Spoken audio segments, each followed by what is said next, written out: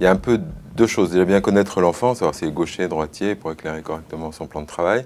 Et puis, je dirais par ailleurs, c'est un peu une intrusion du monde extérieur, de l'école, des parents, que le bureau, puisque c'est là qu'il va faire ses devoirs, enfin, alors que sa chambre, normalement, c'est un cocon. Donc je trouve qu'il y a c'est assez délicat, en fait, d'installer, de faire atterrir comme ça le prolongement de tout ce qui, parfois, lui prend un peu la tête à l'extérieur, jusque dans sa chambre, parfois même face au lit. Je dirais qu'avant la 6e, ça peut être considéré comme une option.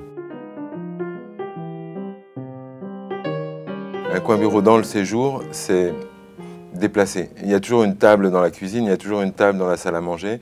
L'idée, c'est que c'est les lieux de rassemblement de la famille et les devoirs, quand en particulier on a besoin de surveiller l'enfant ou de l'aider, il est naturel qu'il s'installe directement à la table de la salle à manger ou de la cuisine. Pas d'avantage, pas d'espace spécifique, d'autant plus qu'un enfant, surtout un jeune enfant, a peu de livres ou peu de choses à consulter, donc il ne va pas s'étaler et il repliera très vite ses devoirs. Le bureau doit être plutôt à proximité d'une fenêtre, pas forcément dans la vue de l'enfant pour qu'il oublie un petit peu justement ses affaires scolaires et puis qu'il puisse un peu rêver avant de s'endormir, plutôt, enfin rêver, laisser son esprit partir, plutôt que de se trouver face à son cartable et puis ses devoirs et ses livres d'école le soir.